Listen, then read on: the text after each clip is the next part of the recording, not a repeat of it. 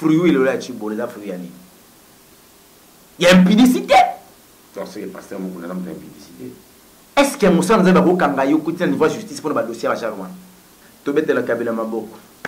Voilà na botoli kabila maboko na betela ki. C'est une comédie dans l'évangile. Kabila maboko na botoli kabila maboko na betela ki. Libota na Nzambe eza sauvé place ni. Voilà. Le prophète de la nation de Niles, Nenga Mibengaka, a commis la capacité à Koloba que Mouton Wanga na teke bango sobalia kimbongo. Voilà. Abi même Moukou n'a pas alaka na kani. Bato tangi kombo na bango, babandaki d'abord na Wanga na babo mambo basalaki. Tango batunaka effet mambo kabila beki kimbongo kabila timbongo mambo. On a la guerre na Lucifer pour dépeupler l'enfer, pour peupler le royaume de Dieu l'obité. Na la guerre na un individu. Individu so ça la guerre. Tate ekolo Congo alobi yende partenaire na ye ba otambole longo pona kosunga mboka weke de liboso à travers la coalition. Donc au sangisi bango mibale tate ekolo Congo na partenaire au commission minimina. Voilà. Pour moto tate ekolo Congo a possible na ye yo commission munguna. Poser ça batuki wana moyibi. Donc lingo sa tate ekolo Congo ke yo poza moyibi po mais l'ami de mon ennemi est nani? Mon ennemi.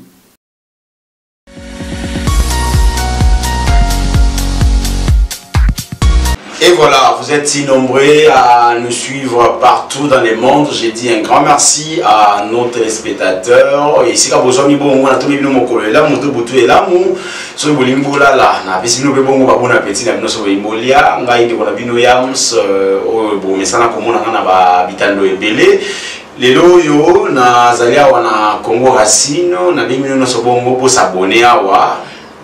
Na tombe bino pe bongo journée et l'amour. Nazalinga mon côté, les lois qui sont na yambaka mingi, ba politique, mais le roi na ba politique na yambaka pe bato ba olobela makambo nzambe. Makambo nzambe nazanga mon côté lelo na koyambela bino bongo. Mon nzambe a peu influent lelo, azo nzamba zo ça à travers yé, c'est avec lui qu'on va essayer de mettre carte sur table, noir sur blanc pour na koyeba makambo zo le kaboni, vie spirituelle ya mboka oyo Congo eza minito yo boni. Église place nango eza wapi lelo entre nous ba pasteur ba le kana TV côté mususu ba pasteur ba na makala côté mususu ba pasteur ba bazonga na kambongo ba pasteur ba lo makambebele mais lelo to betaka 3 points dans kati 3 points. Premier point ezali place ya église lelo na kati ya Congo. Deuxième point ezali vie spirituelle ya Congo na minute eza na stand nini est-ce que to parachité to tomati sous makasi. Et puis troisième point, ezali oyo pa pasteur de l'église de réveil borsa la sikoyo. Ezali soni to ezali to le bango na lolenge mususu valeur pour na bango. Voilà. J'ai dit un grand merci à Gilles Orange et un grand merci à mon ami Roblex Monscador, un grand merci à Gilles na États-Unis, Mobali à Jani, na Pessimbo de Sikazali. Merci beaucoup en tout cas na zanga raté kotomela merci pour la logo Tinde la Kanga. Malgré que singa et bendaimo mulainga na auto yo kanate na pesi mboti bande ko non so ta la biso mboti musana na Nzambe mbote le ko ngai ya msiambe. Voilà, de l'autre ami bino bongo papa elonga na kosola na 20 minutes to meka ko mettre le point sur les yeux. Papa elonga lelo on doit parler sur place ya église d'abord na société. Église de lui a placé na 4e place yo le kwa mutu na Nzambe. Et puis avant on s'est présenté par Bandeko Bortalayo, par Baébio, mais moi je suis voilà.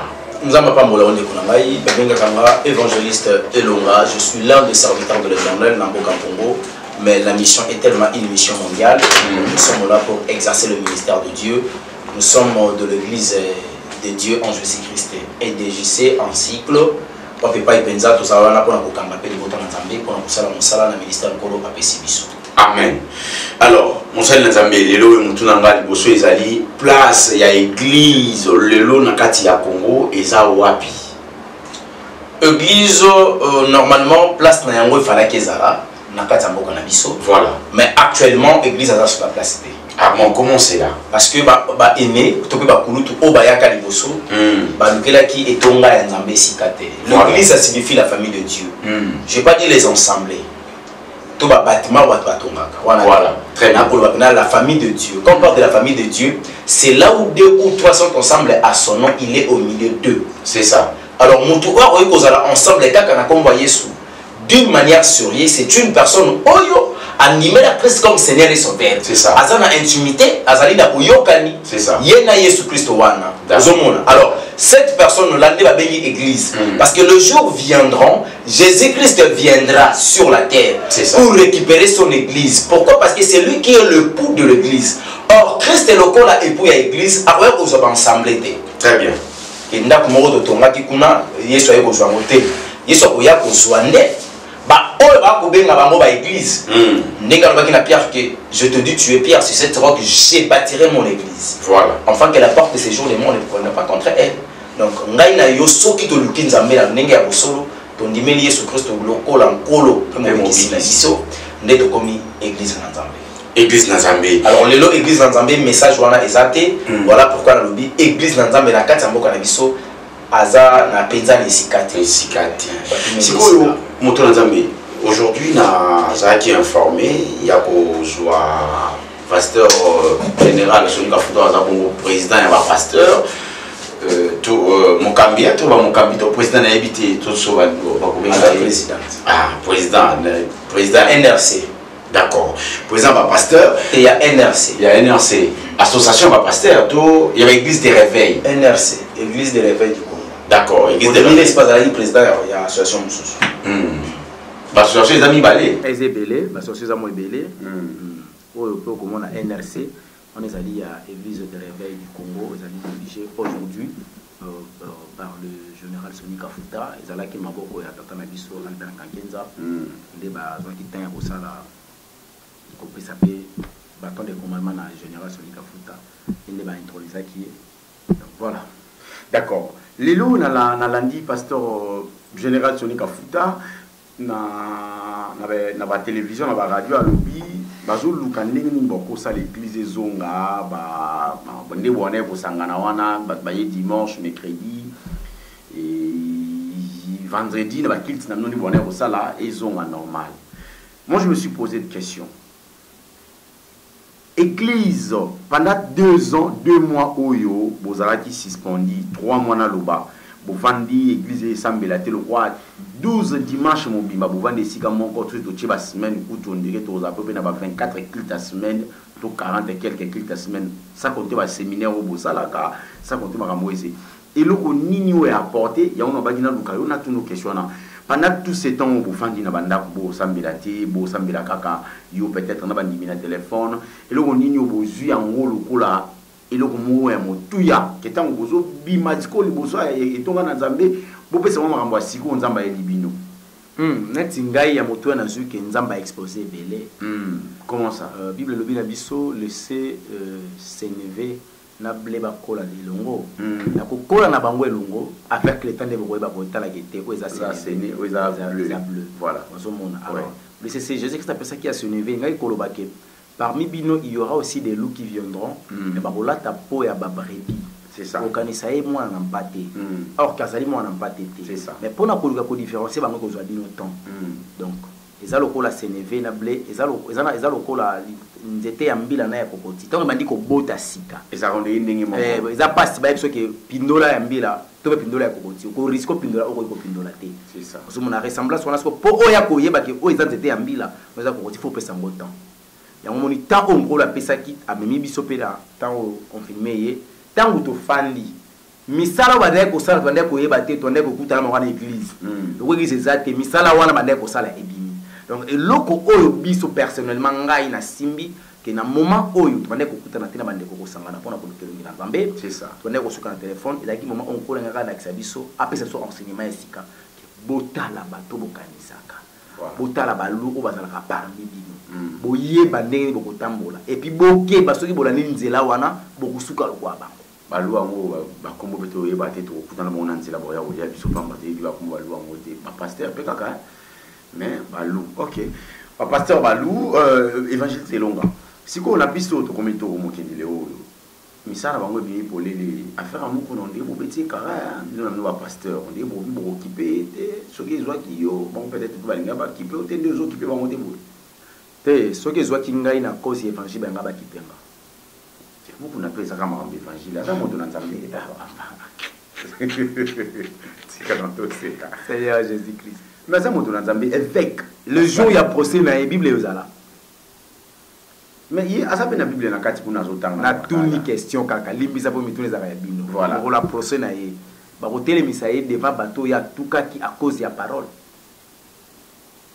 bato bazal lésé na dossier ni ya Chibola kosele makambo. Merci problème ezate éternel dia défendre parce que la justice et la vérité etikali ka pa nzambe ya lola voilà na oyebi sobo basunga nzambe te ndeko nanga à cause ya évangile soki olobi omitika ondimi kopesa vie na yo mpona koluka kosala mosala ya nzambe éternel dieu akoprotege vie na yo c'est ça mais soki oluki okende koservir lucifer pour ma propre désir na baintérêt na yo nazoyebisa yo nzambe akosundola yo alors mutu lokola elonga évangéliste elonga mokolo yango soutien na ngai kozala nini apart koyebisa ye bongola motema azongela nzambe est-ce que azana kata elifelo asambela nzambe nani pasteur asambela nzambe aza évêque aza na baéglise ebele eza na kisasa awa ye moto azokamba yango voici l'homme babimi epa na ye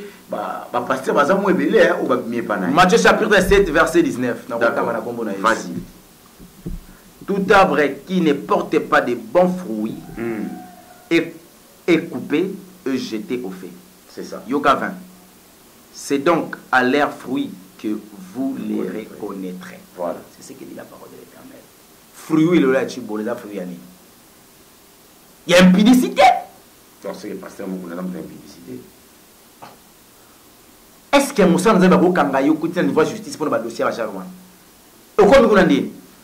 Bah, le pasteur. Tant que nous collecte pour ça, ma camono so. Et l'on demande que vous avez prémédité. Pendant que vous méditez le balançage, mais pour nous voter évangile. Ataki na tenté ko bondela pona bato tant oya zola ki pena tanyo so wana organisation makambo wana tutie salemaka moment wana zalaki na bato foka yebisa nzambe emote pona bango voilà donc l'église na minute wana bakambo to zaki na mon église sa kokisaki na vite en récréation ki na makambo wana non na ça peut monter papa l'esprit est faible le corps est disposé pour vous vous ne vivez pas selon la chair mais selon l'esprit c'est ce que Dieu nous a de recommander voilà. Papa, dans Jean chapitre 3, verset 3 à 6, c'est l'histoire, il y a un homme qu'on appelle Nicodème. Voilà. Clair. Ce qui est né de la chair est chair, ce qui est né de l'esprit est esprit. C'est ce que Jésus avait répondu à cet homme. Ça signifie voilà. Ce que ma permettre de toi accomplir le désir de la chair. C'est ça. Papa, Romains chapitre 8. Romains chapitre 12 verset 21.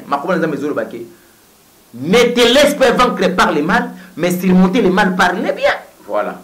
Mais par contre, si tu as un verbe, la chair est faible et l'esprit est bien disposé. Il y a bango si ne te laisse pas vaincre par le mal. Romains chapitre 12 verset 21. Et Koufa. Soutiens ni toko mais pas encore la risque bête na biso ba oyo.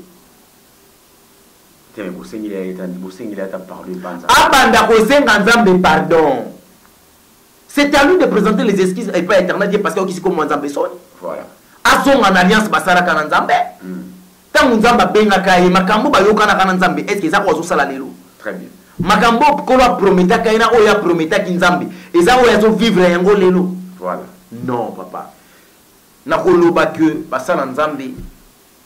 C'est vrai l'effort doit soutenir le faible. Et quand le faible reconnaît que je suis faible, et ça te dit que faut le reconnaître, faut que tu gagnes.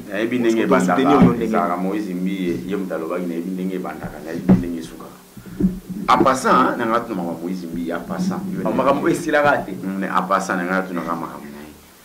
si vous affaire à Chibola, Moïse par naïna il y a ne bon dire qui toujours suscité. Mais invité bino corps de Christ bato au ça va pasteur ça va collègue va Moïse va collègue va sonika futa bino la va pasteur tiko lo wa mwana zoloba to weba muzeza na mumana ngo ko sengisa mabena mala musika monte voilà donc bata mabeto chama ngota mabe papa mutu mabe chama mutu mabe yo bi umsa mutu mala munde empirique o benga ozo bastanto na ben empirique ba doit mon sanctification ben na empirique o sengisa bango boye bisa biso siko après to si yo règle d'état suka bah, homme de Dieu, papa. Être un homme de Dieu. Au moins, Dieu, ça signifie créateur. Voilà. Parce que vous allez, homme, il y a créateur.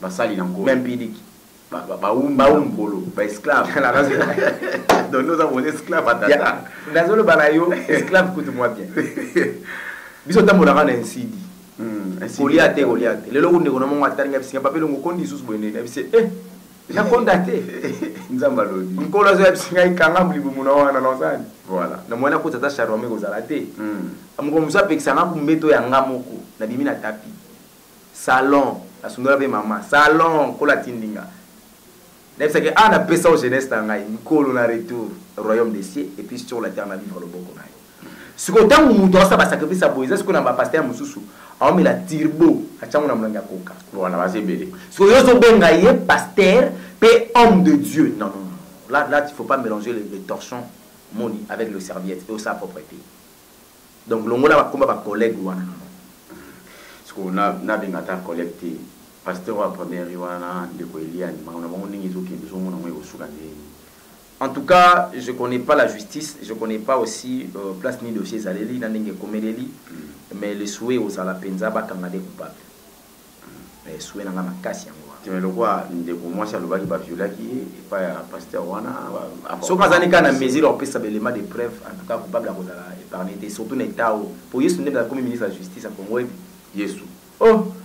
D'accord. Yesu, là, nous sommes à Cambo. Nous avons ministre de la Justice à lui charge, nous avons la Kotika Tinaye. Voilà. Le procureur va oublier ça. Et ils aura sous l'invitation. Madame Map, mandat d'arrêt provisoire. Tu as été invité, mandat d'arrêt. Migolé Zabon. D'accord.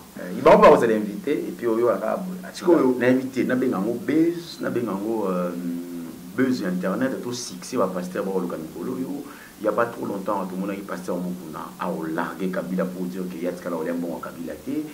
Tout à coup, tout le monde pasteur Denis Lessi à télé pour la confirmer qu'il va pasteur va y a bon il y a Kabila.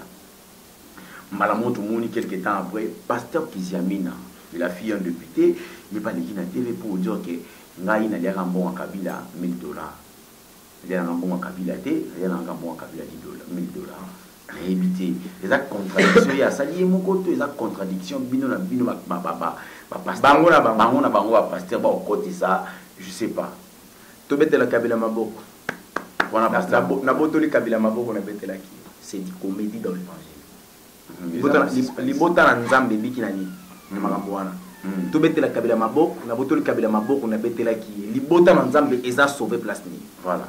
Est-ce que c'était la mission à betela Kabila maboko to à betela Yesu Christ maboko c'est ça papa yemta yebisaka biso que toute autorité vient de Dieu yeka kamuta yebisaka biso que le Congo c'est un pays de l'Éternel et tozonga tout ça le retour à la parole voilà yeka kamutu achaka ndeko wana kuna maboko pona makambo ya mabe voilà ndeko nanga bango pe kamba ba parrain ya ndingi ba lobaka là je sais pas ba parrain ba ba ila ki moi sima tangu le prophète de la nation de Niles ndenga mibengaka a comme la capacité à koloba que muto wanga na teke bango so balia ki mbongo voilà c'est que il se sent capable de ce qu'il est en train de prononcer il s'assume de ça et ayebi parce que okuta na po makambo alobi ayene ko misa vérité o bato ko yebate voilà abi même muku na pas alaka na kati bonga ko wanga na ndenge ni muninga na zo misa vérité so veo lobi papa na biso kuno lobi ya ebi ali ya $1000 bon denile sa kosi ça dia ki $1000 ali ya te yemo ko pe pasteur nani Kiziamina Kibila lobi ali ya $1000 kasalia ki ezambonga nani c'est ça vous avez mon offrande ya on obi to ya cœur ba pasteur ba koti des guerre exact que la buzz non ça peut buzzer exact que le mensonge a comme que Luka azo esika o vérité sa fandeleli ozomona bato otangi kombo na bango babandaki d'abord na kuwangana babo mambo basalaki tango batunaka effect ma mbongo Kabila beki zaki mbongo Kabila te mbongo mbongo voilà ali aka mbongo mbongo ba pesa ka yepar na yepo ye il fallait que soit par bisoté na kasumbalesa bat bana droite ye muto na kina mitu ka ba télé par parce qu'on donne qu'à ce qu'on a voilà et après quand les intérêts ne plus a commis si muto na monguna a retiré na maboko ba discours ne sont pas pour ça lango audio de la chair c'est là où la colère de Dieu papa tout ce qui est dédié est sacré. Voilà. Tout ça l'aventure thé. Très bien. Pourquoi comment même stylo ce qui est fan d'akana kati ya tempelo ya Nzambe, il va que ça sacré. Ce qu'on zongo pour que les kokomela ngo lettre ya moyibe aux a frappé. Voilà, très bien. Et yo tu go vite trop na Nzambe, au sangi si libota na Nzambe to betela un individu maboko. Wana ba matière papa. Wana ba matière. Au comme na niveau. Wana matière. Ya ko sunga biso, ya ko talisa biso ta position politique. L'objet yango c'est faire guerre na batouana. Voilà. On lieu ça la guerre na Lucifer pour dépeupler l'enfer, pour peupler le royaume d'essayer l'obité. Na ça la guerre na un individu. Individu so ça la guerre. Tate école au Congo, alors il y a des partenaires na yé, ba otambole longo pona ko sunga mboka weke de liboso à travers la coalition. Donc au sangi si bango mi balé tate école au Congo na partenaire au commission minimina. Voilà. Pour moto tate école au Congo a poussé pene na yé yo commission munguna. Poser ça va tout qui wana moyibi. Donc on ça tate école au Congo que yo posa moyibi po. Mais l'ami de mon ennemi est nani? Mon ennemi. Voilà. Tant aux ennemis à Kabila, c'est aux ennemis à président de la République. Voilà. Parce que bango ba sa ba ami. Yo ko ça s'attaquer na yé indirectement mais aux autres comment mo zamboka d'une manière propre. Ce sont des bêtises, papa pas ça dans la conzité. Bible zolo banabiso maudit soit l'homme qui se confie à l'homme et béni soit l'homme qui se confie à l'Éternel. Muto ko sa oté. Moto pa ko luka ko lo ba mabe ba ko zamboka la ka mabe na mboka. Mais ce qui mabe za linkola lobi na o loba kende loba ke a za mabe. Parce que Makambo a ça le ma mukolo ça a été pour Nkola loba Makambo avant 18 ans. Pendant 18 ans. Hier après 18 ans. Voilà. Dans Denis Lessi, à combien de niveau, je dis coup de chapeau na prophète de la nation de Niles. Nengomi benga ka prophète de la nation, coup de chapeau na yo pour l'homme de arche de Noé. Et ben bon boliaki et puis à ceux qui n'a pas que to lien bon. To bon mboko. Voilà un homme. Il a confessé. Il s'est responsabilisé parmi ceux-là où Babisa Kimboka Oyo Babomi évangile. Voilà pourquoi je dis éternel dia yo kaye mawa. Akanisa na royaume na ye. Et loko o de l'île sa sali et ce loko muiba salaka sur la croix. Je m'en vais déjà vers la fin. Ma tali doit dire oh mukuna zo wangana. Mukuna ko bisa Yesu ke. Mibikisa po bikisa pe biso. Ya tala bité yo banga mokonzi te. Azweti mumoko na biso. Voilà. Tata kanisanga na royaume na yo. Azo baptême te muyibi sur la croix. Ma okota lola. Malgré aux récompense. Et c'est le roi de Papa Nassau de Nilis. À reconnaître que Babomi évangile. C'est là où eux doivent se réunir avec NRC, avec le président Sonika Fouta. Il y a un pasteur, il y a une association na bango. Basanga na loko la moto moko. Baluka ba réfléchir presque ni to mela kimboka to bana komisa mboka. Voilà. Soki eloko sko ngana voix ngana ko ide bango. Ezaki pombo ko ebima. Bazongi la Nzambia solo, bazonga na kati évangile. L'essentiel c'est ça. Si nous avons la possibilité d'évangéliser la bonne nouvelle, et nous-mêmes, nous devons vivre une vie à sanctification, à crainte et à parole. Ouais. On met ça en pratique. Papa Noye dit que le Congo doit changer. Problème à Mboko yo, Kolo a sa personne qui dit piste de solutions. Et puis des pistes en haut. Des Chroniques chapitre 7 verset 14. C'est le béni. Ah. Yo kama mumba kumina zambe za kuluba natangi na kombo na Yesu. Voilà.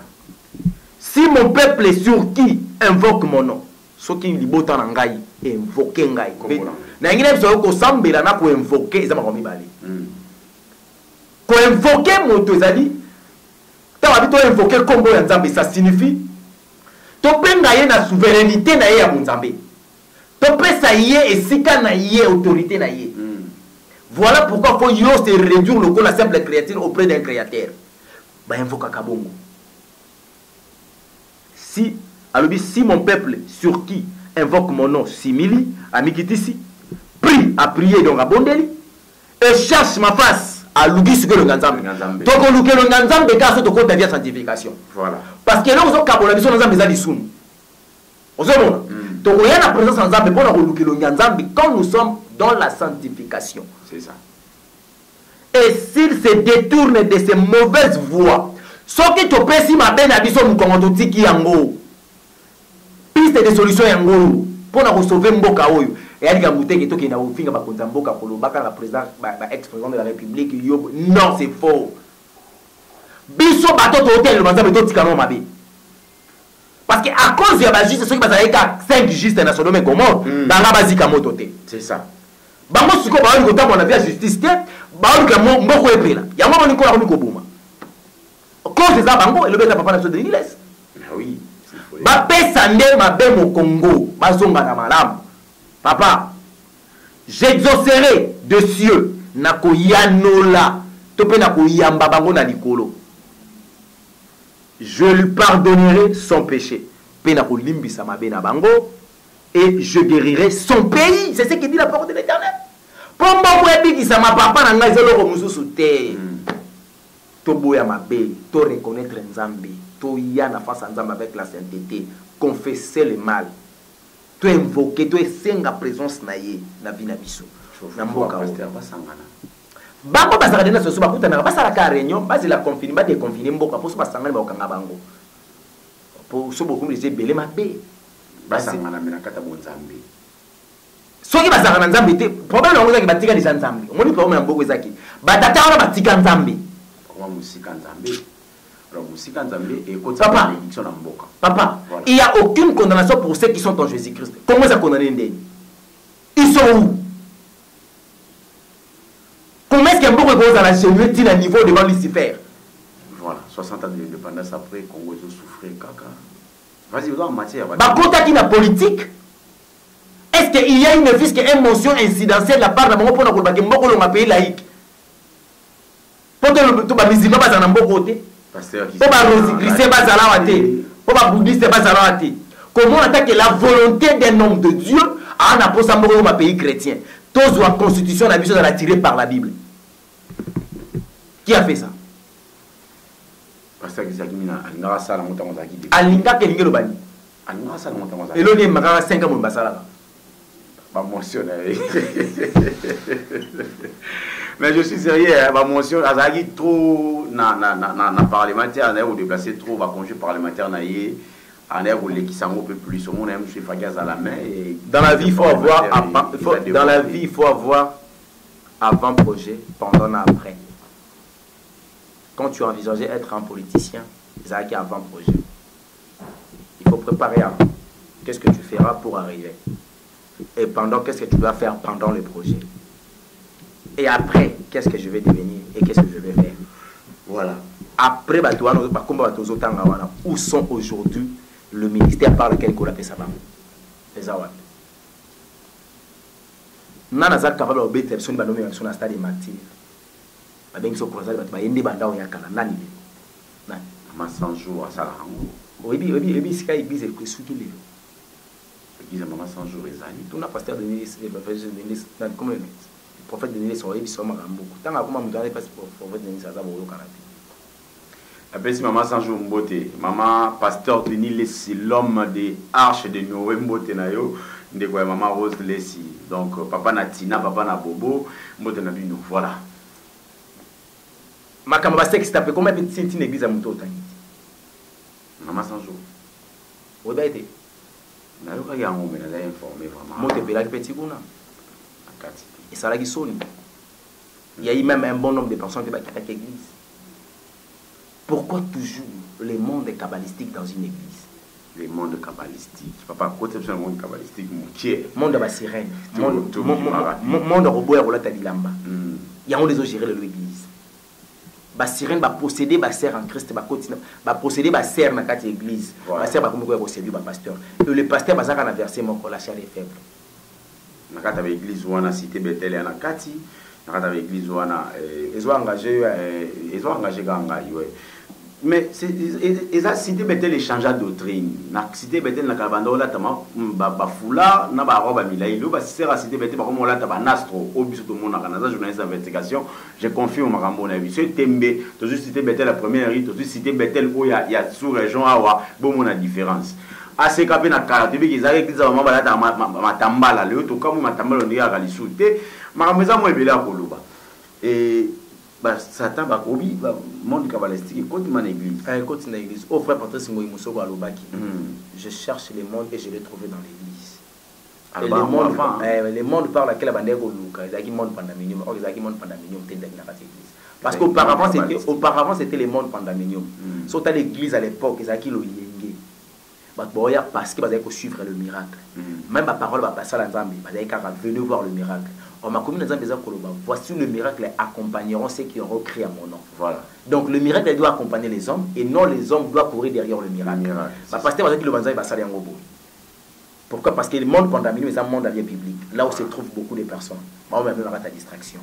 La majorité a battu au long de la prière. Attends, moi, tu comme chrétien.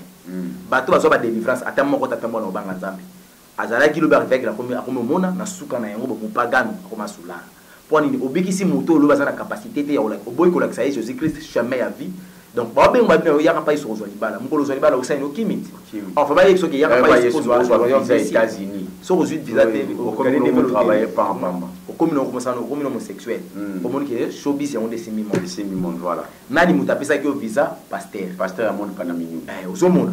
Alors, lui, il fallait comprendre que le Yenge Zalaki m'a trop dit, tant révessé, à changer le monde, à Kemba mon amour de Pessifera. Oui, c'est comme ça l'église du Congo subir, on va comprendre en côté. Autre peut faire révélation.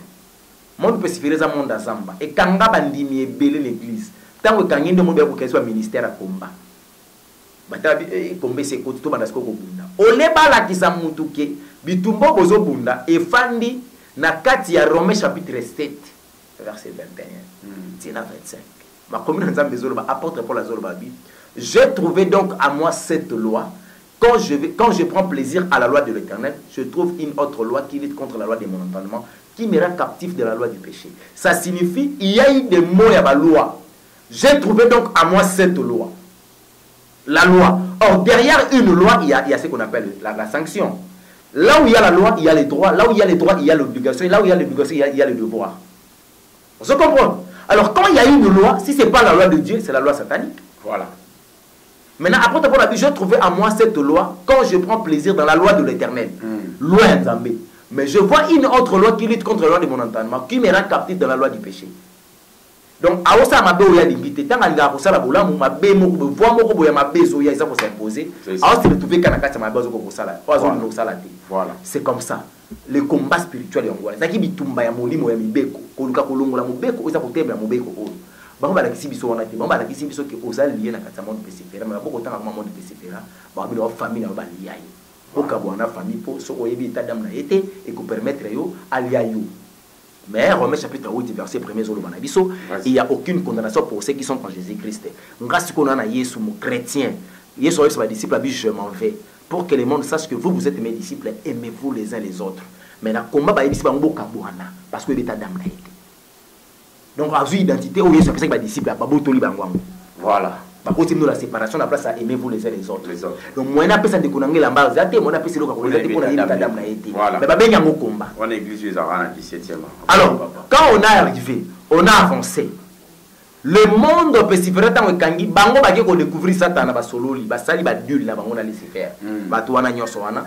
Après avoir ko ça ba dul la bango na laisser faire et il ko permettre bango sikoyo, ba y a l'esprit à combat ko ça ba tout que non, il y a de lien, il y a le combat, il faudra maintenant beaucoup de prière. C'est ça. Allez, banda ce qu'on détruire, des sont des hôtels, des bandits. On a 8e premier chapitre. Deuxième. Banda des troisième. Banda l'autre on a 27e. 38e. 38e. 38e. Il y a 20 ans et en 17 ans donc il y a bazo détruire. Ce que le lot n'a détruire. Papa nanga. Ce qui m'énerve de la part du Seigneur, n'a pas attendre les centres pour le makambo.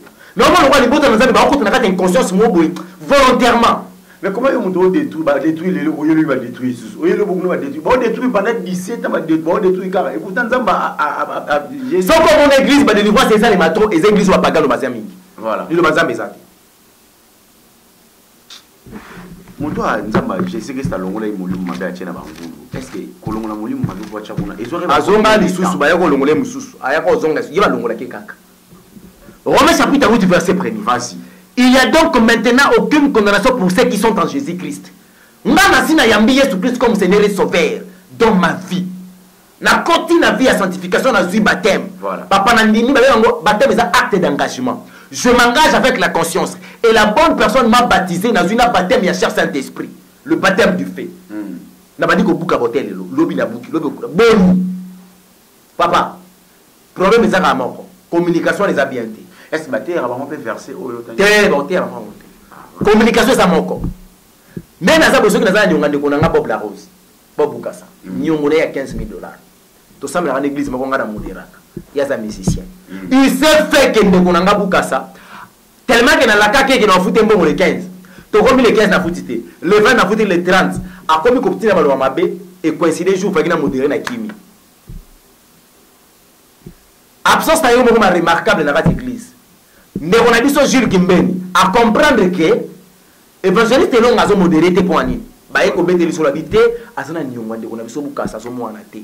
Ni wango eza combien 15 000 $. Ati ko luka ndeko Bob. C'est Bob, yo sa frère na biso. Ani nga évangéliste longa ko mona écouter ya lubanzambe to pe ko modéré. Ni wango eza combien 15 000 $. Aux assure ouais papa piango. Je te donne 16 000 $. Apesi. Ko déranger sous. Soki na yebite ke ba futelinga mbongo so na moni Bob na okima kaka. Oyebi. Soki be na ondi mate ke ba futelinga mbongo na okima kaka. Na zaka na même attitude à père. Et ça va komeza pa na bango. Yeso sa fute déjà pris na ekulusu. Bon baye ne ba elo ba bombela ba ozali. Baye bisa bango te ke Yeso a fute la bino. Bozaka su condamné te. Baye bisa bango te. Baye sama ke bino boka condamné. Ya kwa za so ka ke. To na satana. Bongo. Bandi ba prière ba chasse à l'homme. Mais lié moko impidi. Ta musu ko lo belé ko moni muso ta ko simba ipatiki viwana. Yo so boya poso tel bentera ba dim ça c'est quoi ça? Voilà. Merci beaucoup. Vous avez belé pour ta biso hein, to komo ke na suka to zalaki na bino bongo to panza vraiment teke na makambo nzambe. En tout cas, esenga ka attitude hein. Papa elonga ah isika to kibo to kele mana suka. Mutu na suka eza yango. Loko asikoyo ba titre to pe ba pasteur na benga ngo ba thème hein, de bo benga ba thématique ya maté. Koto ezali destruction des hôtels, Koto ezali viens voir les miracles, Koto ezali Jésus t'a appelé pour se marier, voyager, faire des voyages, voilà. Koto ezali venez vivre le surnaturel, voilà. Bamate a tout baptême wana na tang baptême e umela baptême isaka ba inani ba mais repentons-nous ezarate. Voilà, mutu na ngisi keza yango. Est-ce que na étape où tu komeli nango sikoyo est-ce que tu osaka kana temps côté aka bato voyage libala to komi na piste où to côté bato nini ole ya côté bato libala voyage sans contrôle ya makambo wana ezani. Voilà, merci pour le moto là. C'est que ce ko ika ba hôtel no libala voyage Yesu azali o ezako neza voyage il faut pas te yo Yesu Yesu on ba yebiso ki aoya milengela po ozana rendez-vous moko awa na moki oyo zelaka ya rencontre ya yo na créateur na yo mais au moins na créateur non à travers Jésus-Christ parce qu'il y a des muteurs qui sont pas bimaye ceux qui ba yebiso makambo wana te ba ko mo yebiso voyage bimakima po bandeko lolo ba aux États-Unis ba c'est pas on a confinement Congo qui ya bango ya Congo ba tambola.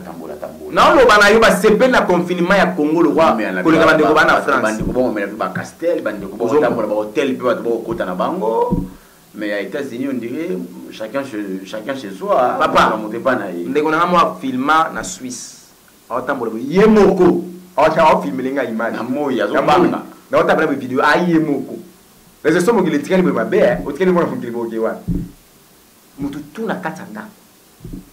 Parce que vous avez venez voir le voyage, venez prendre le voyage. Après soit commis au Baxeleni. Ce sont des prédications et des enseignements circonstanciels. Bamate bate akaba hotel mo jamais na Canada. Il y a un visa qui est pour Congo. Il y a un visa qui est Rwanda. Ok, Djibouti. Vraiment. Bote ya batulibala. Mais bon là c'est ma via sanctification c'est comment attirer les mariages.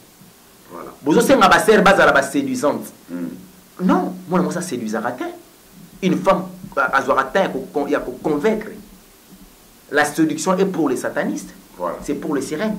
La femme, une bonne femme doit convaincre un homme.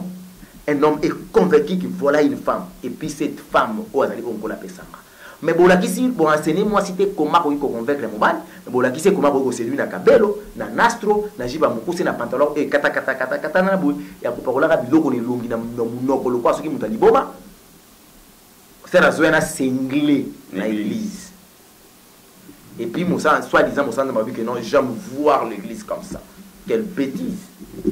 J'aime voir l'église comme ça, avec des mini-jupes, avec des nastros, avec des... L'essentiel, le cœur, c'est pas les accoutrements. Nous avons des orientés na stage autocomi na temps autocomi dans la dernier virage pour arriver à mettre. Na oyebisa liboto na nzambe. So bo traîner etalibino. Nkolo oyebisa bino évangile selon azo kita ko ganga. Oya ko traîner na kati masumu etaliye. Papa, yes nzambe na lola éternel die ayokana kana Moïse. Yaka bimisa liboto na Israël, bimisa l'Israël liboto na nga po bokoma na Kana. Na désobéissance à Moïse akoma Kana. Soki Moïse a épargné te bon ngana yo. Muto amona mkonga nzambe, abisi na nzambe na posa sikona mona o. Ah Moïse bina na po. Oh, bobu meto sura na mona ko te ndenge nini. Abisi Moïse ko mona nga so moni ko kufa. Tanga misu musa kanyimisu. Tala funga be. Yena mona mkongo. Makota kanate.